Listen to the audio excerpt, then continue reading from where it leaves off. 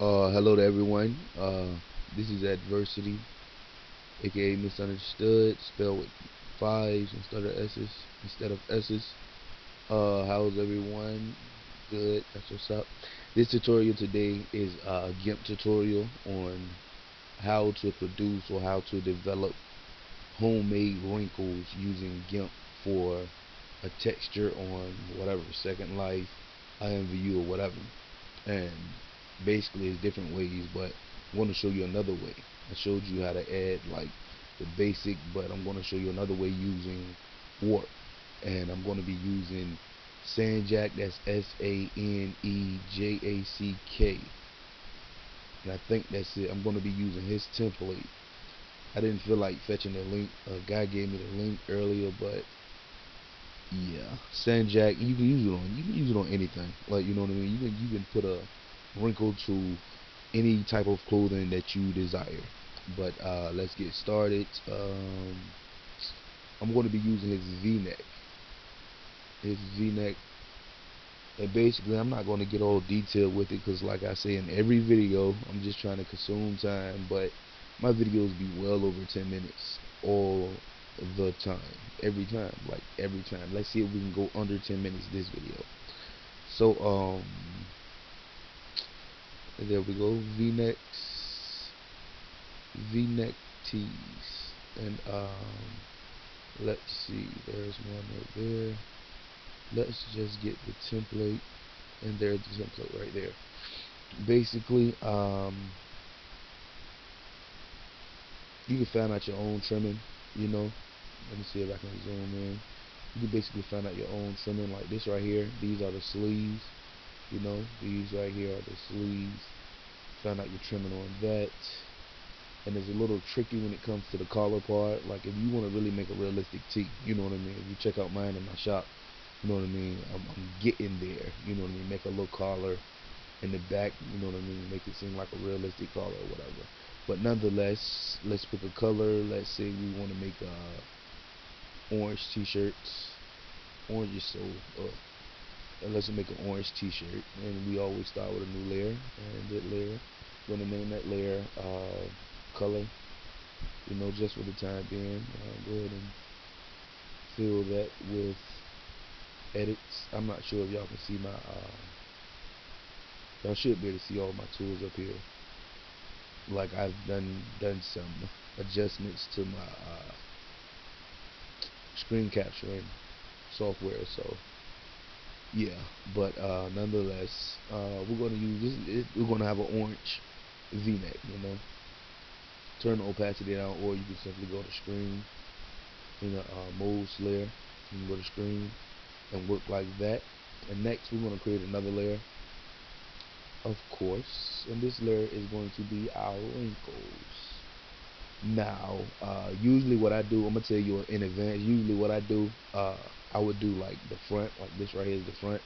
I would do the front with wrinkles, do my wrinkles on the front, and then like everywhere else, I would like duplicate it, and you know what I mean, change it up on how it looks on the back and on the sleeves. So I'm just gonna do the front so you can get an idea of, you know what I mean, how to do it. First off, we want to start with the color white. Let's go ahead and set our colors to white as the foreground color, and our background color we want to set that to black. Reset that, and then what we're going to do, you could use a normal brush, like not the circle fuzzy one, but the normal one. And if you haven't noticed, I got my GIMP set up like Photoshop. Yeah, I don't deal with Photoshop, but I have it set up like Photoshop, so whenever, you know what I mean, it comes a time that I have to use Photoshop, I'll be already kinda somewhat familiar of where everything is.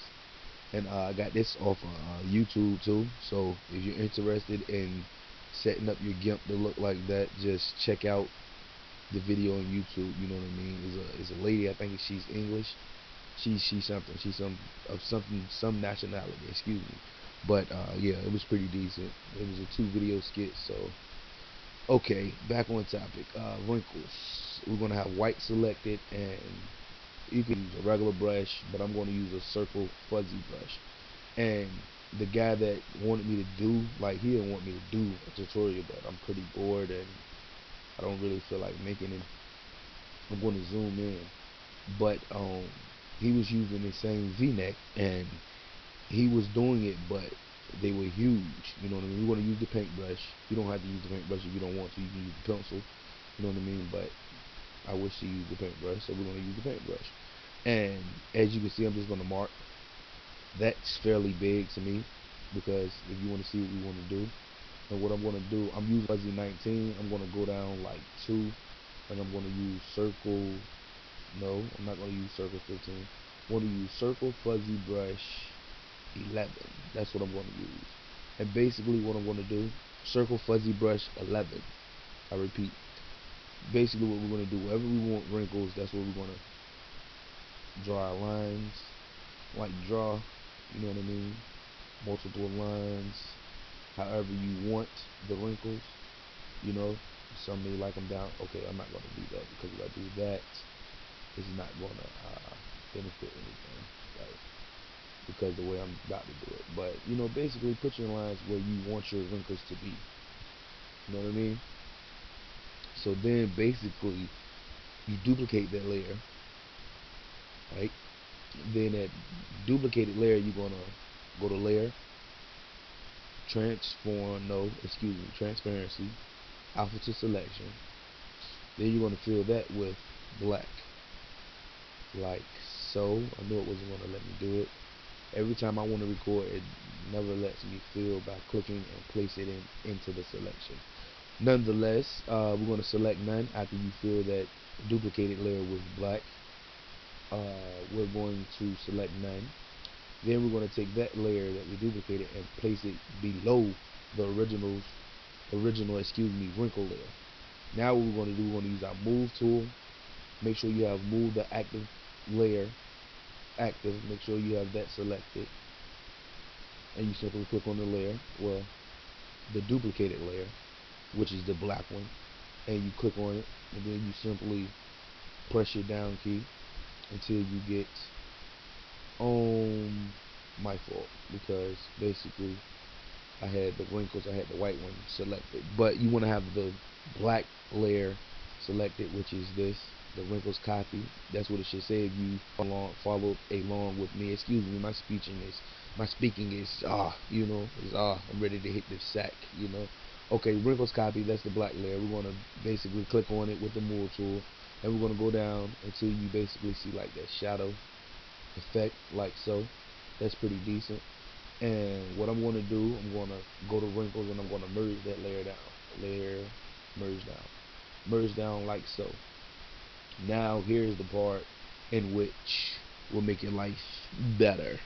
Now we're going to go with the wrinkles. It should be wrinkles copy, whatever wrinkles layer, whatever. You should have wrinkles, the UV map, and the color of your t-shirt.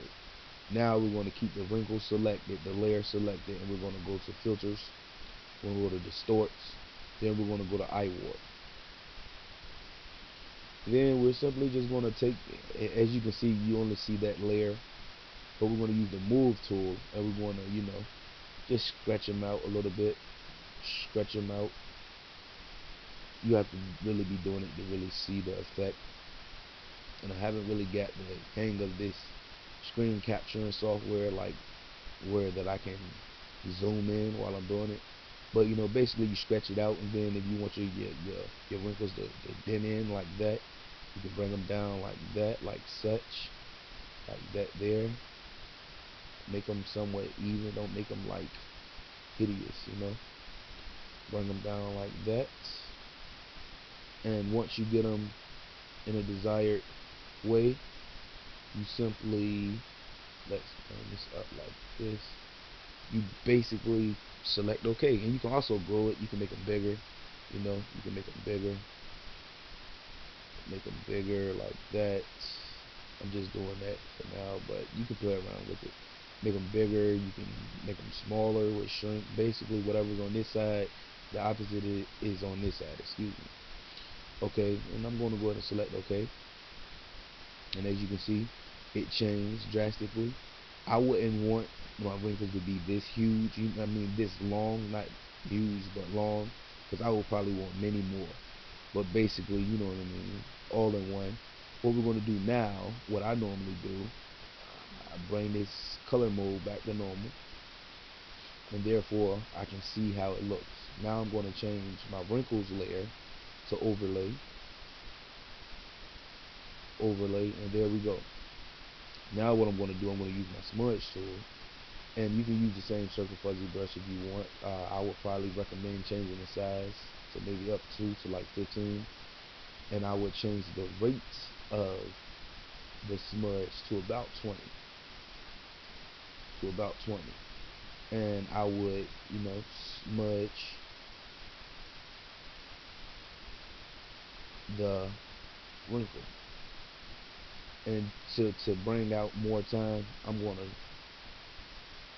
raise the size of this brush and just, smudge over it. This is just time consuming. Smudge over it like so, like so. And then you have one or two options that you could do. You could basically smudge and keep going like this and leave it as is, or you could, and it depends on how I want whatever mesh I'm using, like however I want to do it. And then you can always go back and neaten up your wrinkles, and you know what I mean. You can go erase with a fuzzy brush, You can decrease them, you know what I mean. If you don't want them that long, you can make them smaller. Make some of them smaller, You can just basically edit them how you want, basically. And then what I was saying, like the option two, you can go to filters while still selecting that wrinkles layer, and you can go to Gaussian blur and blur it about 5, at the normal, at the default, at about 5. You really didn't see a difference, but that's basically how I do wrinkles, you know. And then I think burn and grain extract is a good layer to okay, have I said burn? Let me see how burn looks on orange. It all depends on, you know what I mean, what you want and what color you're using. And for this color, overlay is pretty good. And basically, you know what I mean, let's go ahead and lower this opacity to about 50. Basically, you can see the wrinkles there, and I can duplicate this, duplicate it, and move it. So therefore, it looks like many more. It looks like many wrinkles. Like basically, that's what the eraser tool is for. You basically edit it how you want it to look. As you can see, you edit it how you want it to look. And basically, I'm going to erase. Oh, had the wrong layer selected. Basically, I'm going to delete here, delete a little bit here, and basically that would be my wrinkles for my t-shirt. I hope this was helpful. I hope you got it. Excuse my speaking. Uh, and yeah, uh, that's it. See, excuse my speaking. I said it, but that would be it. So subscribe, like, dislike, comment. Let me know a good way to make wrinkles. Basically, new layer. Create your wrinkles, your desired wrinkles with a white brush, and then you duplicate that white layer, that white brush layer, and you fill that with black. You place that black layer below the white layer, then you bring it down just a couple of notches just to create that shadow effect, and then you merge those layers together, and then you go to distorts, eye warp, and you get your wrinkles. Then you can do smudge. Some people just use Gaussian blur. It's all up to you. I say some people as if, you know what I mean? Because I usually go back and forth, however I'm feeling. But yeah, that's it. Thank you for watching, and I'm out.